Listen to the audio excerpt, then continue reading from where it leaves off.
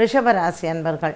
ரிஷபராசி அன்பர்களுக்கு இந்த குரு பெயர்ச்சி உங்களினுடைய ராசியிலிருந்து மிதுன ராசிக்கு செல்கிறார்.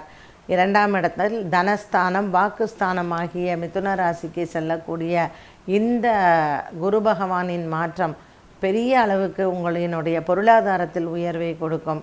இதுவரையில் கடன் பிரச்சனைகள் மற்றும் பொருளாதாரத்தில் குறைவு இருந்த போதிலும் உங்களுக்கு இந்த குரு பெயர்ச்சியில் பொருளாதார உயர்வு என்பது நிச்சயமாக உண்டு. ஒரு பெரிய மனபாரம் குறையக்கூடிய ஒன்றாக அமைகிறது. இப்போ குழந்தைகளினுடைய திருமணம் என்பது நிச்சயமாக நடக்கும்.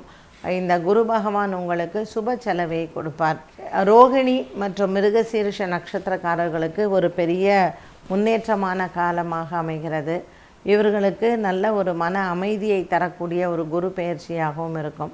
இந்த காலகட்டத்தில் ரிஷபராசி அன்பர்களுக்கு உத்தியோகத்தில் ஒரு உயர்வும் மற்றும் உத்தியோகத்தில் இவர்கள் எந்த விதமான பிரச்சனைகள் இருந்தாலும் அது வெளியில் வருவதற்கான ஒரு காலமாகவும் அமைகிறது. குரு பகவானினுடைய அனுகிரகத்தோடு இந்த ரிஷபராசி அன்பர்களுக்கு பொருளாதார உயர்வு நிச்சயமாக இருக்கும். நீண்ட காலமாக இருந்து வந்த தொழில் முடக்கம், கடன் பிரச்சனைகள் இது தீரும். புதிய தொழில் தொடங்குவதற்கான கடன் வசதிகளையும் இவர்கள் பெறுவார்கள்.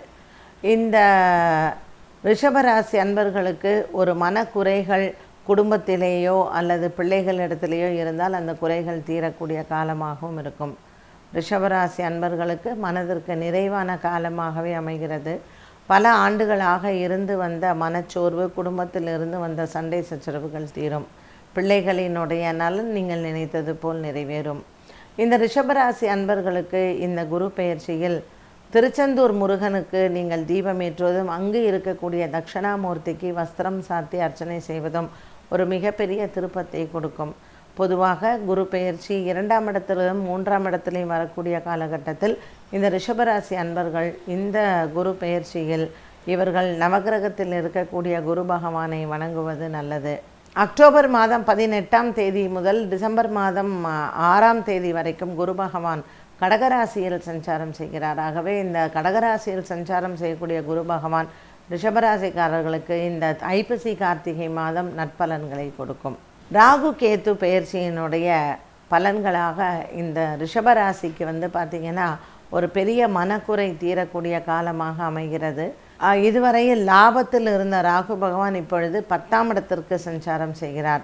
கேத்து பகவான் உங்கள் ராசியிலிருந்து 4ஆம் இடத்திற்கு சஞ்சாரம் செய்கிறார். வீடு, வண்டி, வாகன யோகங்கள் உங்களுக்கு அமைய போகுது. அலுவலகத்திலையும் உங்களுக்கு வருமானங்கள் அதிகரிக்கும். பொருளாதார நிலைமையை இந்த ராகு பகவான் உங்களுக்கு உயர்த்தி தருவார். அலுவலகத்தில் ஒரு பெரிய பதவி உயர்வு, சம்பள உயர்வு மற்றும் உங்களினுடைய மரியாதையும் கூடும். 4ஆம் இடத்தில் வரக்கூடிய கேத்து பகவானின் சஞ்சாரம் புதிய வீடு, வண்டி, வாகனங்கள் வாங்குவதற்கு வாய்ப்புகளை கொடுக்கும். நல்ல ஒரு சொகுசான ஒரு வாழ்க்கையை உயர்த்தி கொடுப்பார் கேத்து பகவான். ராகு பகவானின் சஞ்சாரமும் கேத்து பகவானின் சஞ்சாரமும் ஒரு பெரிய மனபாரத்தை உங்களுக்கு இறக்கும். குடும்பத்திலேயும் மகிழ்ச்சியும் சந்தோஷமும் உண்டு. உங்கள் பிள்ளைகளும் உங்களை புரிந்து கொள்ளக்கூடிய அளவிற்கு குடும்பத்தில் சந்தோஷங்கள் இருக்கும். ரிஷபராசி அன்பர்களுக்கு ராகு கேத்துவின் பெயர்ச்சி வியாழக்கிழமை தோறும் இவர்கள் நவகிரக வழிபாடும் மற்றும் புற்று இருக்கக்கூடிய அம்மன் ஆலயத்தில் தீபம் ஏற்றுவதும் தோஷங்களை நிவர்த்தி செய்யும்.